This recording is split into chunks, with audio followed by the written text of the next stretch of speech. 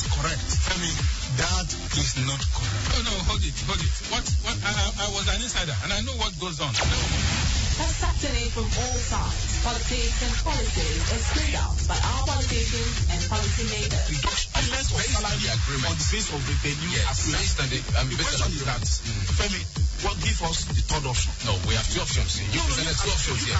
Dr. Bashir, you give us two options. Yeah, I'm not giving you two options. That is Frontal, follow, expansive, and engaging interviews with high-profile guests, experts, and key stakeholders in different sectors. We have been fighting. Wasn't that the reason why your party? No, we have been fighting corruption in Nigeria since Nigeria was declared an independent country. Join me, Femi, Olanipekun, your host on Front Talk, 9 to 10 a.m. every weekday on Rave 91.7 FM, where we have frank discussions and give you quality talk. Always. You know, let me tell you on record. Hold it. When it came on board, let's carry on. Relax and unwind because we're going live. 91.7 Rave FM.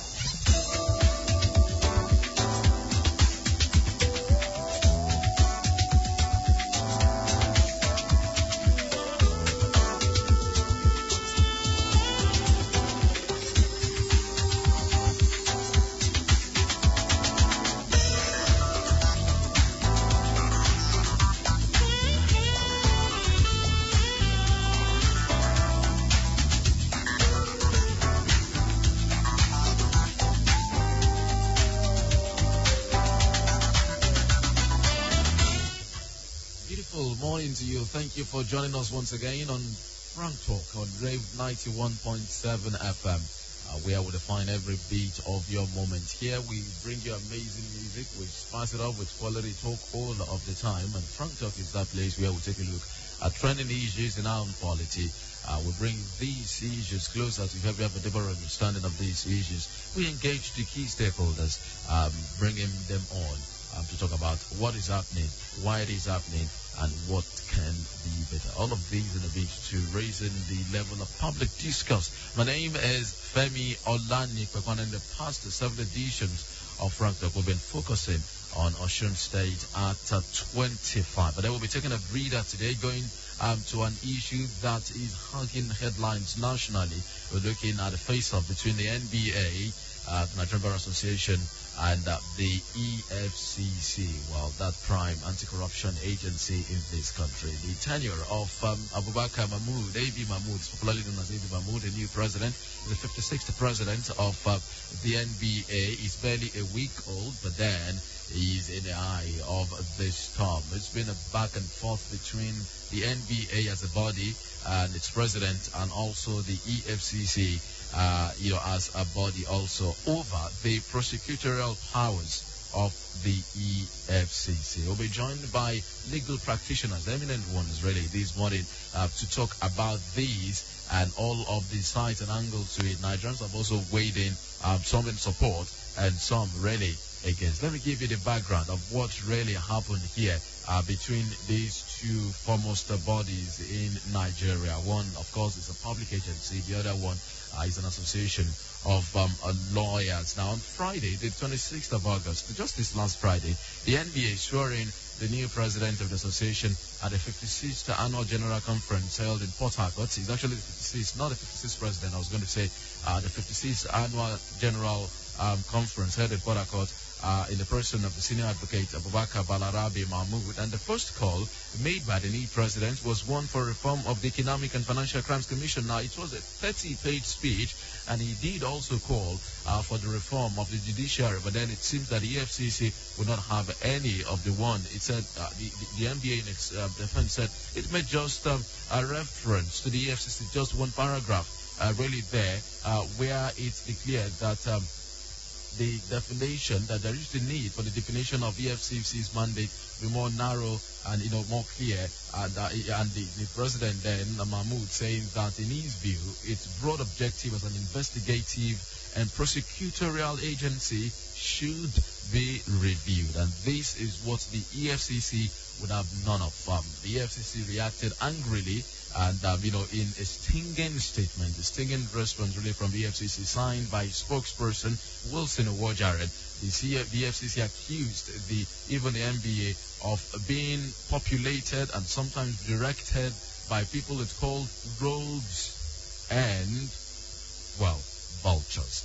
That was quite stinging, and the NBA has demanded an apology.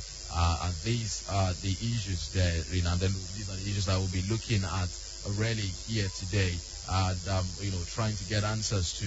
Really, is the NBA right in calling for a separation of powers, the investigative powers and the prosecutorial powers of the EFCC? That's what we'll be looking at here today. We'll be joined shortly live on the line from Lagos by a legal practitioner, Mr. Kunle Adegoke, will be joining us live on the line from Lagos, and also we'll be joined later on the show by Mr. Misbah Latif, who is a teacher of the law, is a legal practitioner, and also a lecturer in the Faculty of Law at the Femi University in Lagos. We'll take a short break now for a message. We'll be back shortly.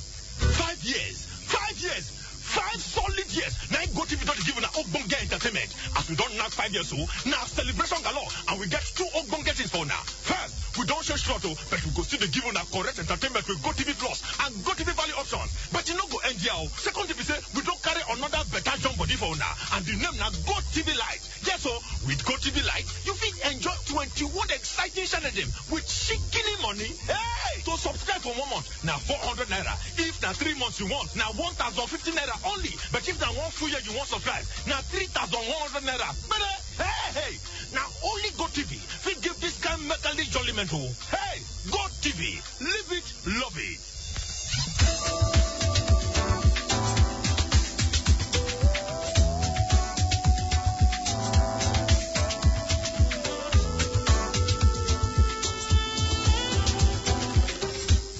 Thank you so much for staying with us. We're joining us live on the line from Lagos. It's Mr. Kunle Adegoke. Thank you very much for joining us, sir. Thank you very much. Welcome. Okay. Well, this issue, this face-off between the Nigerian Bar Association and the EFCC, it's over the call by the new NBA president, Mr. Ebi Mahmoud, asking that the prosecutorial powers of the EFCC be taken away from it, and the EFCC be asked to focus more on investigations. What do you make of it? Well, the fundamental thing that we must note is that in a civilized society, every individual, whether a person or an organization, has the right of freedom of opinion, and that we can make a suggestion in line with what one feels is good for the society. So the appropriate thing is to consider the relevance of that particular suggestion and how much good it brings to the generality of the people. When you look at it, the issue of prosecutorial powers and investigative powers is separated, not something new. It's been on the platform for quite a long while. People have been agitating. Some people have been agitating from the perspective that, okay, the two should be separated. If you look at it, recently the power of the police to prosecute was just stripped of the organization by the office of the Attorney General. But it is the Attorney General under the Constitution that has the power to prosecute any particular offense. That is the first thing, guaranteed by the Constitution in favor of the Attorney General. The Attorney General has the power to file an action against somebody in terms of prosecution, prosecution, and as well as discontinue any action filed by any other organization. So we have people that say there is an opinion that the power of the EFCC to prosecute should be stripped of it and invested, because what the president of the Nigerian Bar Association said is that invested into a resource of a body that will concentrate fully on prosecution. I think it is to help EFCC in the statutory function of investigation, because when the body that is investigating is the one that is prosecuting, tendency is that in order to immediately commence prosecution, investigation might not be complete, might not be thorough. So there are many cases filed by the EFCC in which the judge will say, look, you have not completed your investigation and you are arraigning somebody for prosecution. In such a situation, the court cannot proceed, because you cannot just arraign somebody and detain the person until you complete the investigation. The law doesn't allow that. So what you can do is better for you in civilized communities, in the United States, United Kingdom, and several other civilized countries. What they do is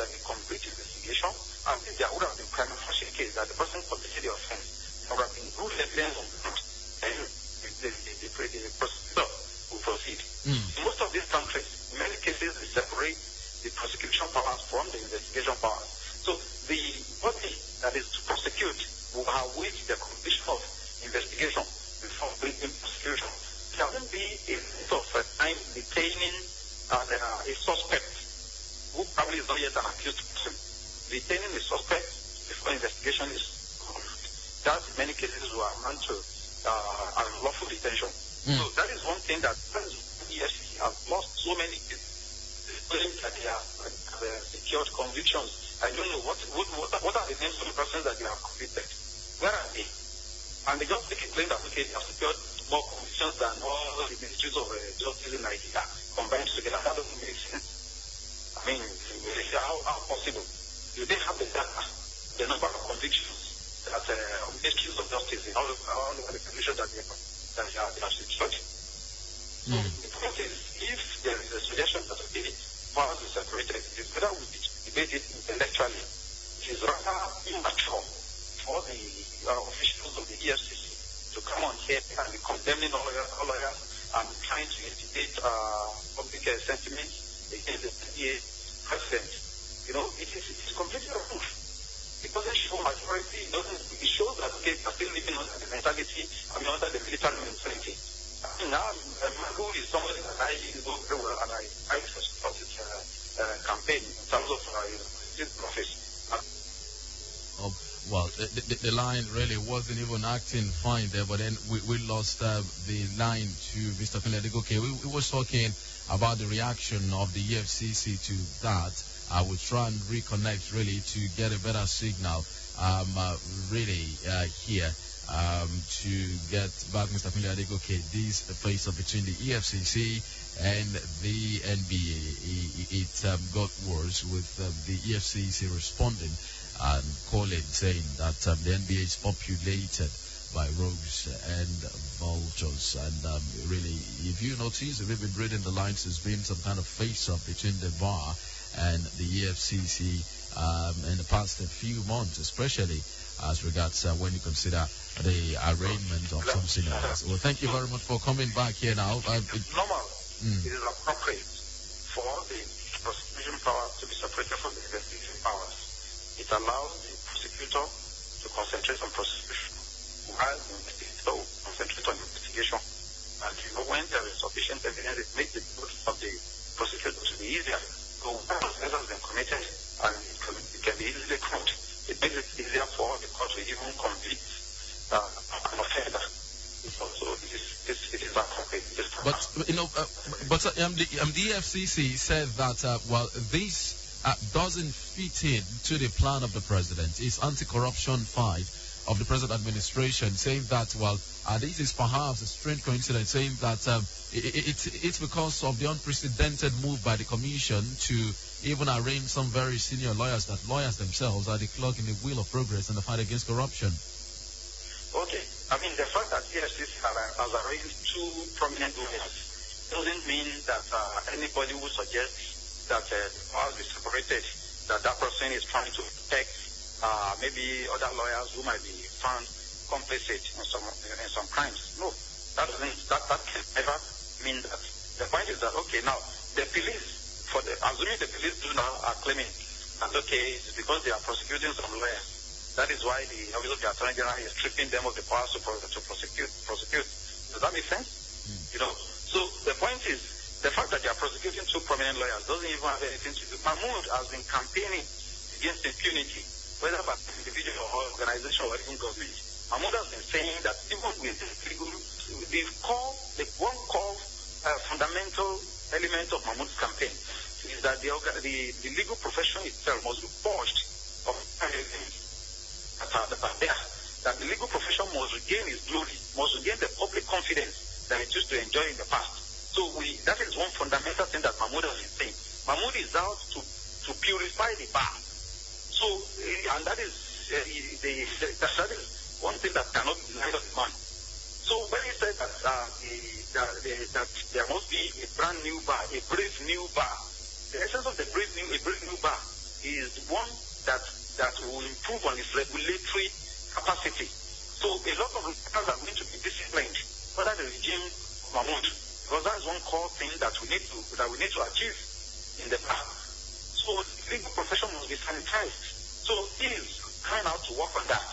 So the fact that the point is this: EFCC has been enjoying prosecutorial powers. The question we have been asking is that how many of these cases have been prosecuted to conclusion? To to conviction. But you heard the EFCC also saying that they've secured more convictions than all the 6 states of the Federation Attorney General, including the AGF of the Federation. So does that even make sense? They should come up with a data of the convictions they have secured. They should come up. So you know, it is easy for me to say I've done so many cases, even more. The network not particularly good there, but then such a touchy issue, and it's dominating the headlines all over the Federation, especially in the legal realm here. The calls by the NBA president. The NBA is insisting on its own grounds, saying its argument is valid. The EFCC also saying that, it should not just be so. Thank you for coming. By convictions than all the 36 states of the Federation. Does that make sense? So you two are subjected to simple analysis. Okay, how many people have they prosecuted? How many convictions have they secured? Have not come out with the specific number. We have prosecuted also number of people. We have convicted also number. Just be that clear. It's just whip of sentiment in the people to say that we have secured so many convictions. How many people have gone to jail from EFCC prosecution? They should tell us. But so it's not.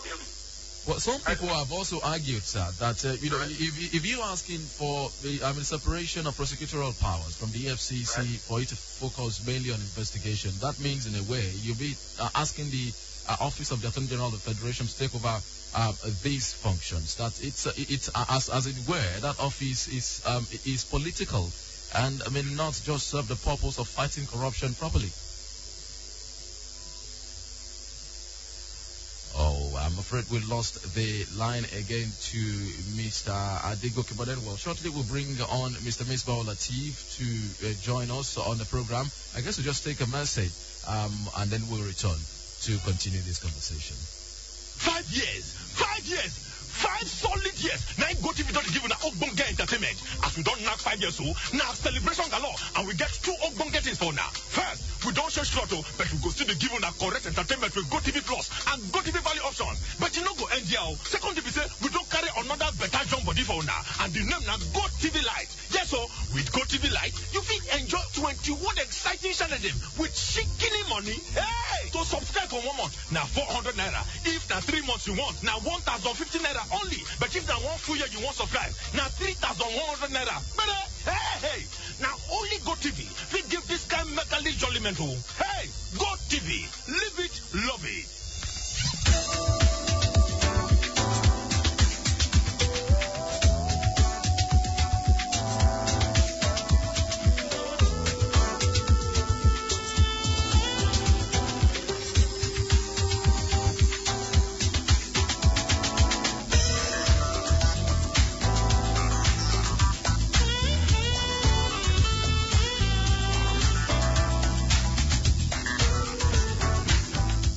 Thank you very much for staying with us. You have Mr. Adegoke joining us live on the line. Well, in conclusion, sir, let's look at that argument that the Attorney General's office is very political as it stands this time, and taking the prosecutorial powers off the hands of the FCC will just be counterproductive in the long run.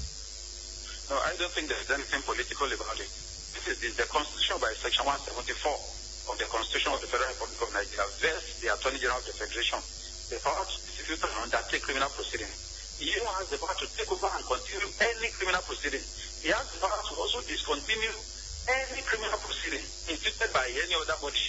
So if the Constitution bears that power in general, the fact that we are now saying that look, the Attorney General should take over, the prosecutorial powers of the EFCC is not outside the Constitution. Even if it is political, if it is constitutional, it defeats any other argument that anybody may come up with. So the law that creates the EFCC is the EFCC Act. It is subsidiary to the Constitution. It is subordinate to the Constitution. To the Constitution is an inferior law to the Constitution. The Constitution is the highest law of the land. So if the Constitution says the Attorney General has the power to take over any matter, to prosecute, he is the one that has the power to prosecute, not the EFCC or any other person, by virtue of the Constitution originally. So the fact that the National Assembly now make the law allowing EFCC or any other body to prosecute, it is adjunct to the constitutional power of the Attorney General of the Federation. So if the Attorney General says, okay, we want to take take over all this, whatever. We want to be prosecuting all the cases. The question that we may have to ask is that, look, does the Office of the Attorney General have, the human resource, the capacity to do this work effectively? So if it can be shown that the Office of the Attorney General has the capacity to do the work effectively, then there is no need condemning it that it is aiming to do or to. Well, I think that will be it with Mr. Kunle Adegoke. The network at his end over there seems not particularly fine. Well, we'll continue the conversation here now. We will be joined live on the line from Ile-Ife here in Osun State shortly by a teacher of the law. Mr. Misbah Lateef is a legal practitioner and he is a lecturer in the Department of Private Law and Jurisprudence in the Faculty of Law of Femi University, Ile-Ife. We'll be taking a look at this issue together also, the face-off between the NBA and the EFCC, and some of the arguments are in there. Well, thank you for joining us, Mr. Misbah Lateef. Yeah, good morning, Femi. How are you? I'm fine. What about you? I'm fine, too. Thank you. Good morning. Good morning. Well, let's look at these issues, the face-off between the NBA and the EFCC. Well, it started with the new NBA president, Mr.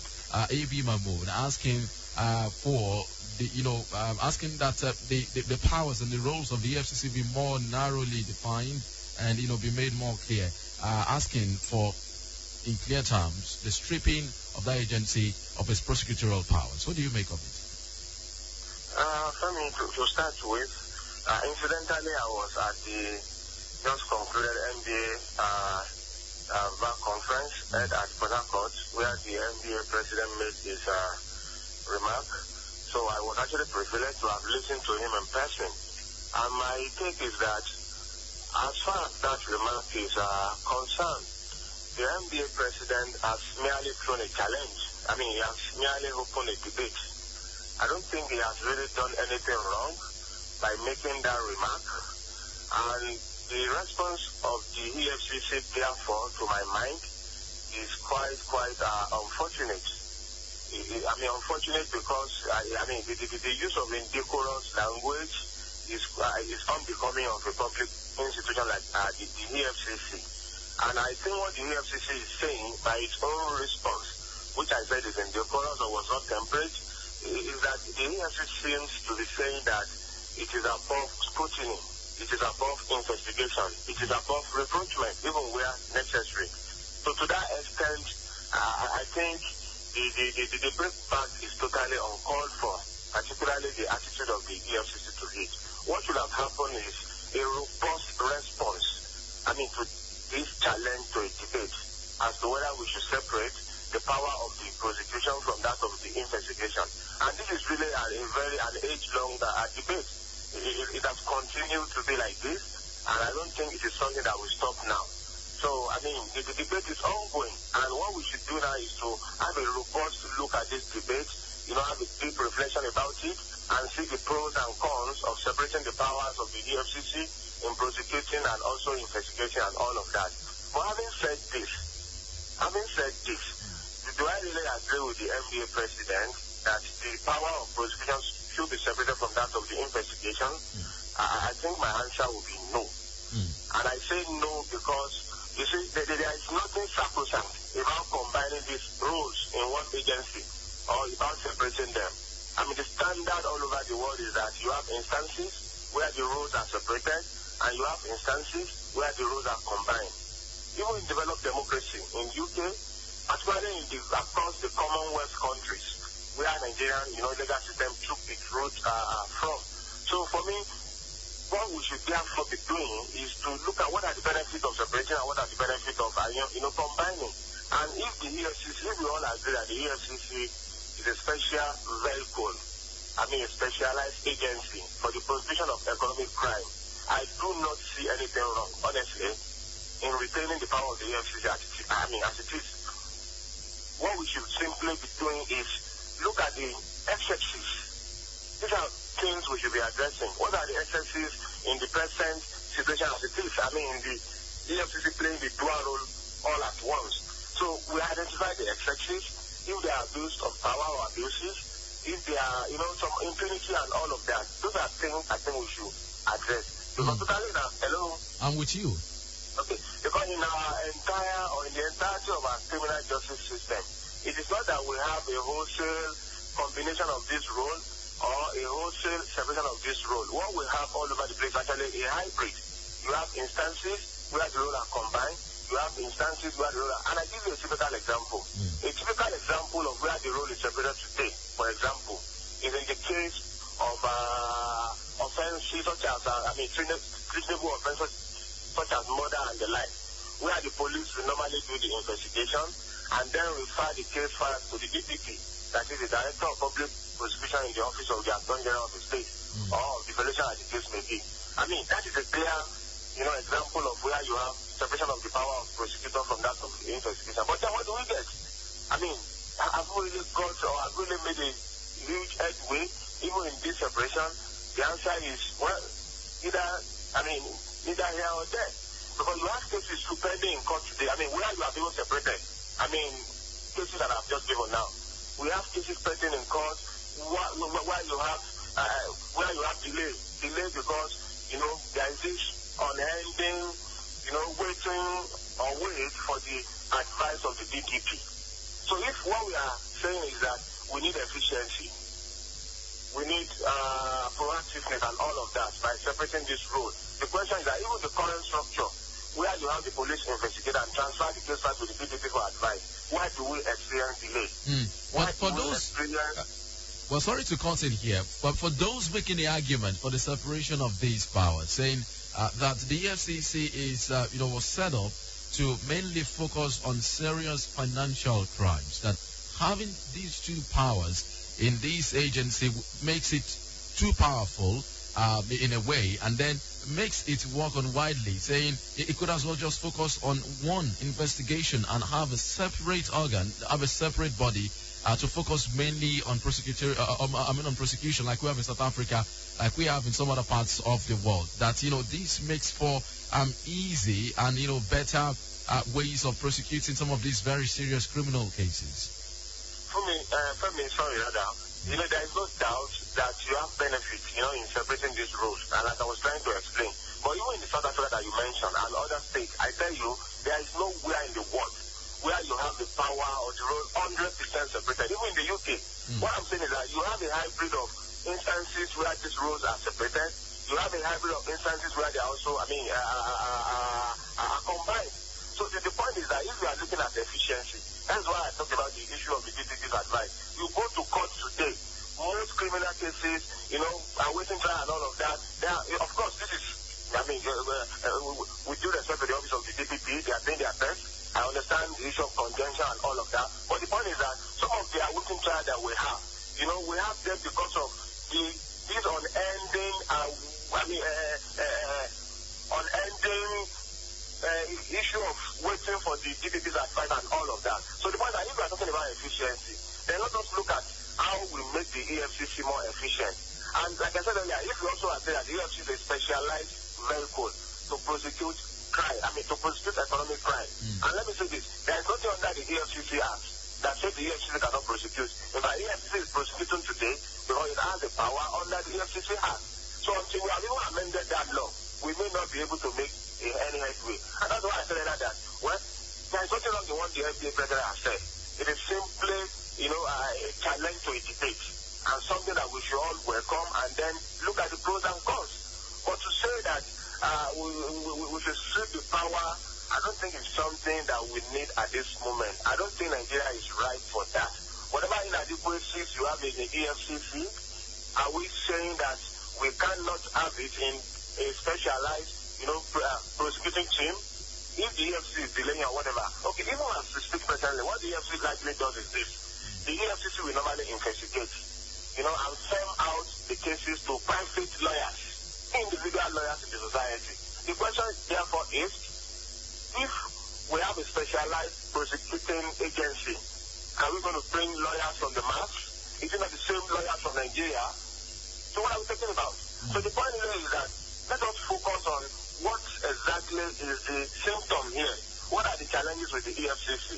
And how do we resolve the challenges? Separating the power, to my mind, is not the issue, and it's not the core issue. Well, you are aware that, in many cases handled by the FCC, this is according to, many of the critics of the FCC who are supporting this argument for the stripping of the powers, of prosecution from the FCC now, that many judges many times have said that many of the cases brought before them by the FCC are not properly investigated. And you are a teacher of the law.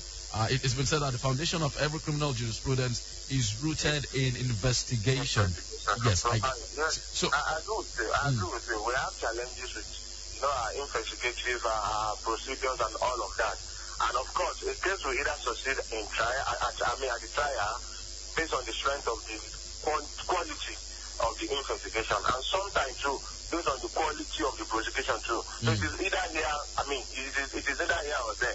So sometimes we have a very shambolic, in most cases where we have shambolic, investigation, usually you can hardly have a very successful trial or a good trial, because we both agree the investigation is the foundation of the art. But in there are cases too, we have a very beautiful investigation and all of that. Then the matter gets to court.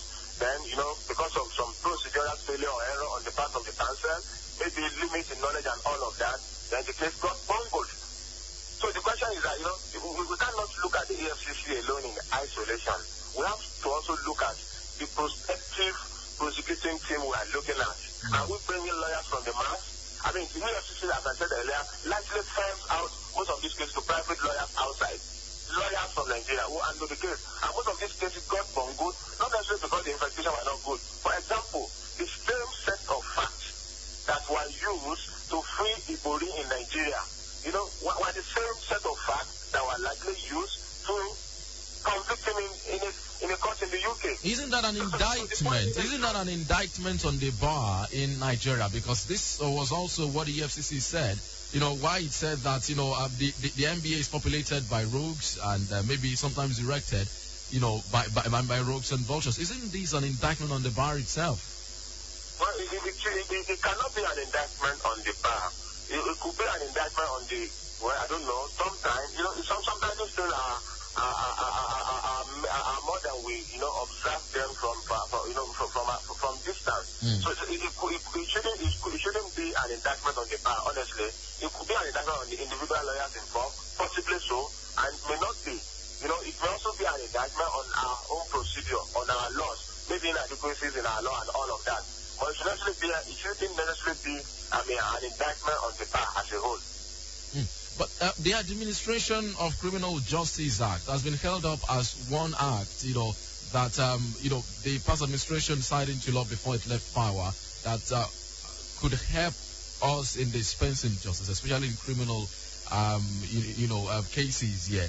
How effective, how critical is it in all of these arguments, especially as it relates to the EFCC? Well, the Administration of Criminal Justice Law 2015, as we have, it's actually a revolution in our criminal justice system, and a revolution which is still being explored. So, to this extent, I don't think we are really taking much of the advantages presented by this law, perhaps because it is relatively novel. And if I must say this, the idea of this law and some of the innovation actually came from Lagos State. Because the Lagos State actually started, what is called the Administration of Criminal Justice Law of Lagos in 2011, and much of the input in the 2015 National Act were actually taken from that Lagos law. But the point is that, this is talking about the attitude again. Sometimes it goes beyond the law. The letters of the law, we don't really have problem.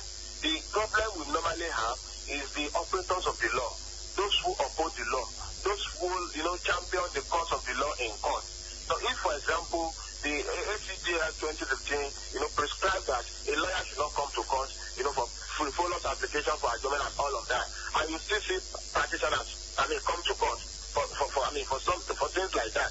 The question is that, is the error in that case the error of the law or the error of the operators of the law? So that is why I say that if we separate the rules of the EFCC today in investigating and prosecuting today, it may not necessarily be an end to whatever impunity we are seeing. So the challenge is much more deeper than merely separating the power.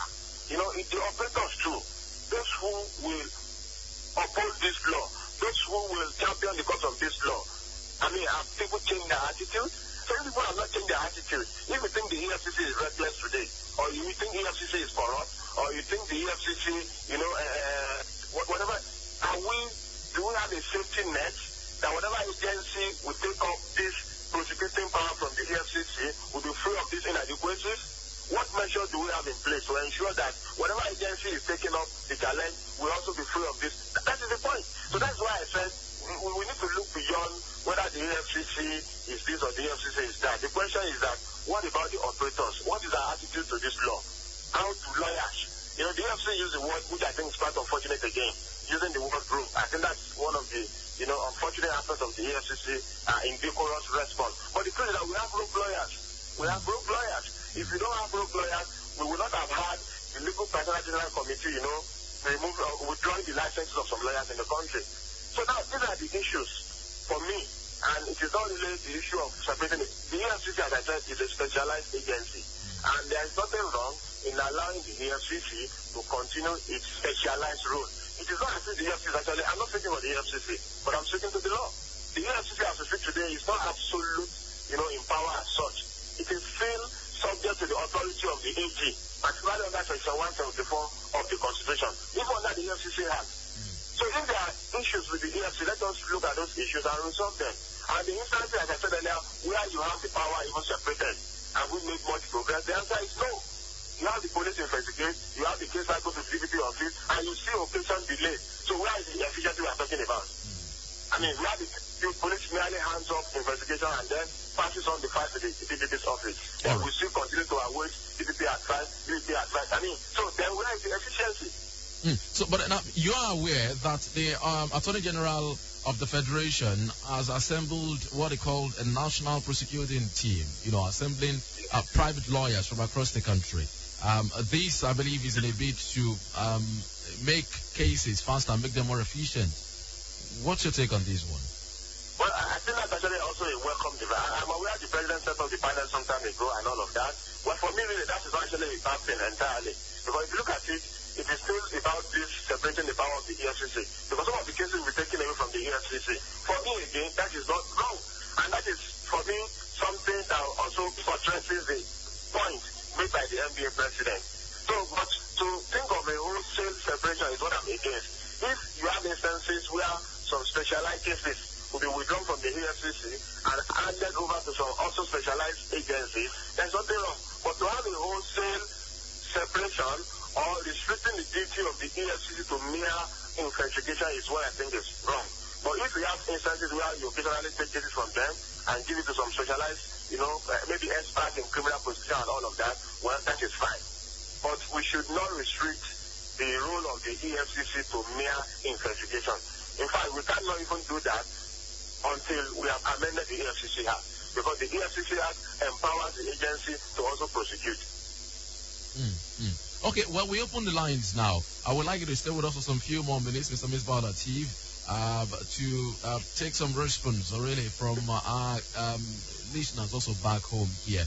The phone lines will be open for you right now.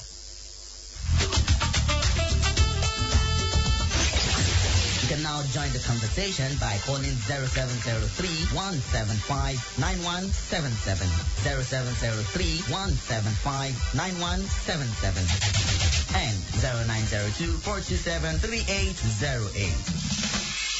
You can equally make use of our social media platforms. For WhatsApp, 0703-175-9173, 0703-175-9173. Tweet at us at Rave917FM, and Facebook is Rave917FM. Do remember to turn down the volume on your radio set or move away from it. And please, let's keep our comments civil. Thank you. Hello, good morning. Good morning. Happy day. What's your name? Where are you calling from, sir?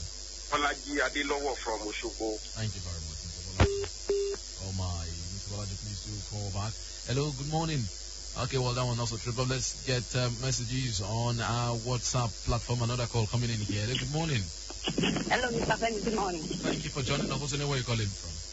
Olanipekun from Gayo. Thank you very much. Yes. I think I don't subscribe to what the newly elected MB president said, honestly. To me, it's being political. The EFCC should even be more empowered. He's now talking of restricting them from something. I don't subscribe to it. honestly. All right. Thank you very much, Olashade. Another call here. Hello, good morning. Well, that dropped this message on our WhatsApp line from Adebo Wale from ABO Ekiti. He said to me, the present TFCC as today is political. For instance, TFCC sued off Olambe filling station in Ogun State, claiming it belongs to Payoshi, and it was all over the media. But when they later discovered that Payoshi is not the owner of, they went midnight to unseal it without informing the public. So I strongly support that EFCC power should be reduced. Adebo Wale from ABO Ekiti. Hello, good morning. Hello. Thank you for joining us. What's your name? Where are you calling from? I'm Oloyede Aziz. Where are you calling from, sir? From Osogbo. Okay. I really disagree with the newly elected NDA president. It's not taking the mind of average Nigerians. Because maybe he's one of the money launderers that help these looters. It's not possible for anybody to say that the power of UFCC should be reduced. Why? If UFCC appoint him as their lawyer, and he not... Hey, well, the line went there. Well, the line went there. Hello, good morning. Let's take another message on our WhatsApp platform. The line is acting funny all through this morning. Another call coming in here. Hello, good morning. Hello, good morning. Thank you for joining us, sir. What's your name? Where are you calling from? I'm Mr. Olanipekun calling from Osogbo. Thank you for joining us, sir.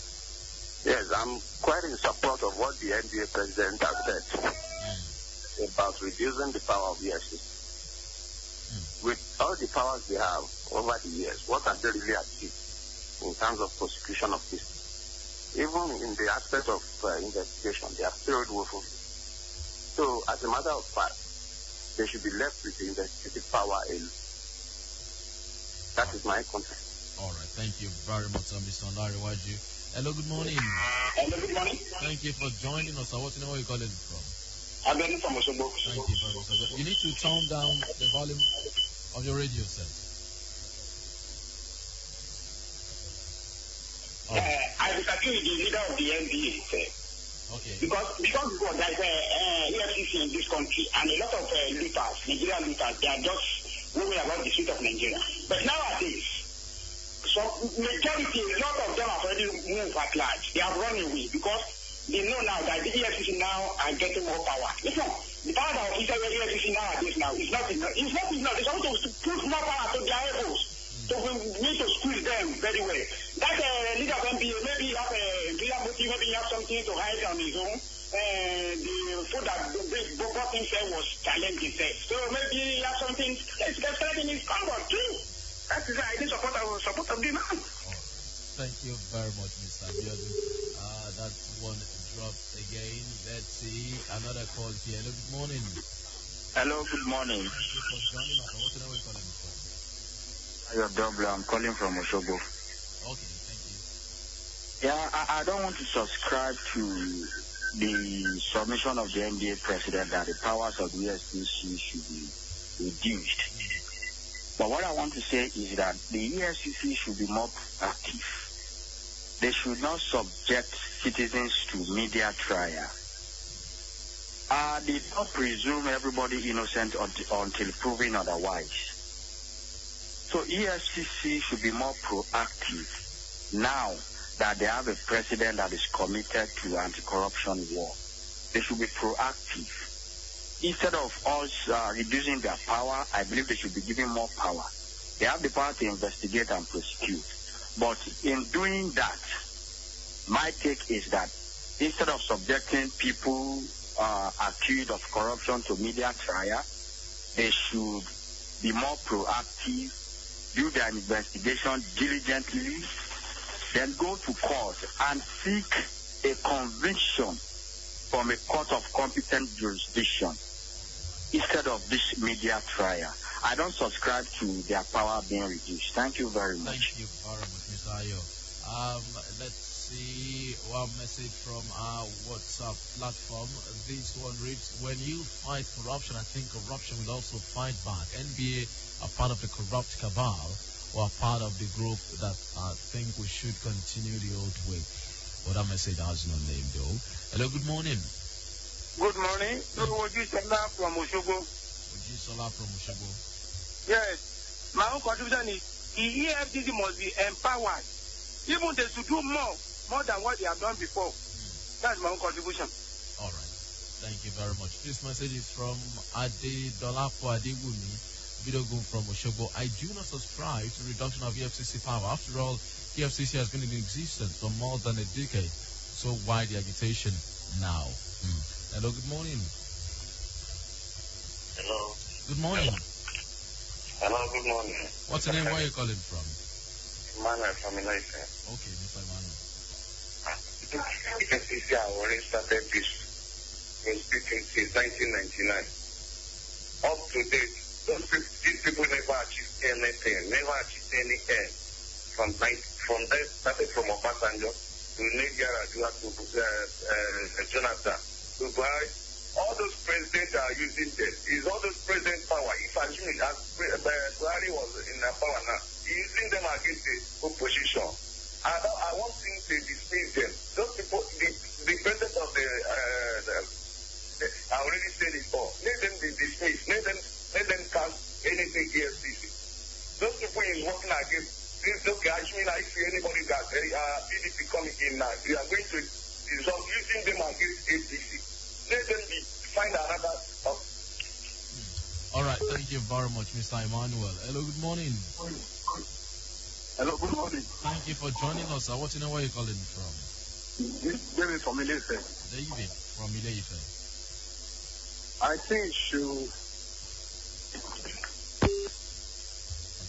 Call back. This message reads the decision to take away prosecution powers from the EFCC is just in order because you can't arrest, investigate, and prosecute.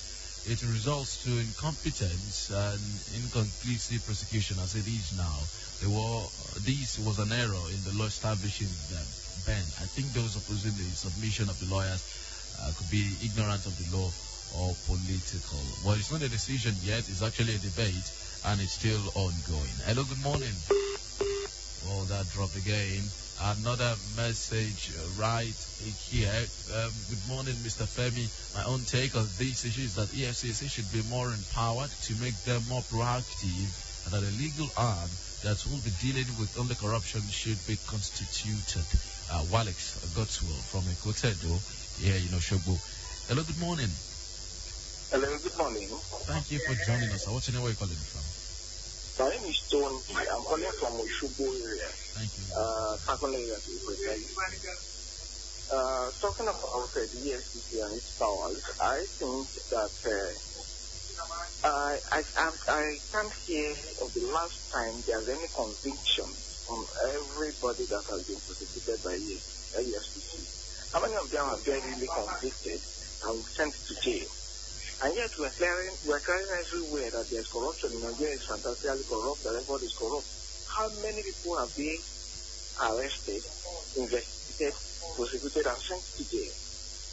So, it's not a matter of powers that we are there. I think that we are getting everything wrong. Until the right people are in EFCC, if we continue to be a political weapon in terms of the government power. All right. That is what I feel that is happening. Until we get things right in this country, EFCC, they are just like they are toothless dogs. They don't do anything. They arrest you, they detain you for a while, you come out, they take you to court. After every few months or thereabouts, you see the person walking the streets. You can appear that I just can't understand. You just have to do something about it. All right. Thank you very much, Mr. Tony. This message is from Wale Akingbade from Oshogo. Good morning, Mr. Femi. Though the comment of Ibrahim Mago is too unethical, but then much more power should be given to the EFCC. I also want to ask Dr. Misbah whether there is a law that empower the EFCC for the establishment of a special court like the CCT. Well, Mr. Misbah will respond to that. My producer is telling me I have one more call to take. Hello, good morning. Good morning. Thank you for joining us. What's your name? Where are you calling from? My name is Akande from Oshogo. Akonde from Oshogo. The special credit to EFCC board is okay as far as concerned. But you will have made it somehow to have introduced some stability to it by saying that NBA is populated by some groups or unfortunates instead of generalizing the issue. But the statement is okay as far as I'm concerned. All right. Thank you very much. Well, let's return to our guest now. That'll be the last call here today. Thank you very much for staying with us patiently, sir. Mr. Misbah Lateef, joining us live on the line from Ileke. All right, Femi. Thank you. Well, let's take it from one of the last questions we've had. Someone asking, while everybody asking, if the EFCC Act has any enabling law in it that can allow it to set up a special court like we have for the CCT and the CCD. No, there is none. There is nothing of such under the EFCC Act or under any other law for that matter. The EFCC will still prosecuting the regular courts. Okay. Then let's have your general remarks to all of the callers, what they've said now. Well, it's been like even, many supporting, many against. It's like 50-50 here today. Okay, Femi. Yeah, and even to that extent, let me also say that to the extent that the NBA president has merely called all of us to a debate, I don't think the NBA president has done or said anything wrong. Honestly, he has not. So what we should do instead is to welcome this with our both hands and subject this to, intellectual discourse and see the pros and cons of what they have said. Having said that, like I mentioned earlier, I think the EFCC was also unprofessional in its response. But largely, I think the NBA president has also spoken for himself alone and not for the bar. And that was very clear even in the message of the NBA president. And from what, your callers have even said, and the pulse of Nigeria over this, it is quite clear that we are better off allowing the EFCC to remain the way it is, particularly so that is the law. It can investigate and it can prosecute. So if we need to separate the power over time, let the circumstance be so glaring. But I think we have not arrived at that destination yet. So the EFCC should continue to investigate and continue to prosecute. All right. Thank you very much. Sincerely, we appreciate you, sir. Mr. Misbah Lateef, lecturer at the Department of Private Law and Jurisprudence of Faculty of Law, Femi University. We appreciate you for joining us on Frankfurt this morning, sir. Thank you. Thank you. And now, earlier on, we spoke to Mr. Kunle Adegoke, who joined us live on the line from Lagos, talking also about this same issue, the face-off between the NBA and the EFCC. It's an ongoing debate, and it will definitely continue the debate on stripping the EFCC of its prosecutorial powers and asking that agency to face only investigations. Well, there's been arguments for and against, and just like Mr. Misbah Lateef said, he said we should just embrace the hybrid where we have a combination of both. Well, thank you so much for staying with us and joining us on the program here today. We'll be back tomorrow for another edition of the program Frankfurt. Remember that Mr. President Muhammadu Buhari will be in Osun State tomorrow as part of activities to celebrate this very state at 25. And really, we've been doing that, celebrating Osun. We took the lead here on Frank Talk in the last 7 editions of the program. Let me just let you into this breaking news just coming in here before we leave. The National Bureau of Statistics, NBS, has confirmed that Nigeria is in its worst economic recession in 29 years. Now, according to the NBS Gross Domestic Product, GDP report for the second quarter of 2016, it released that report around 9 this morning, some minutes ago.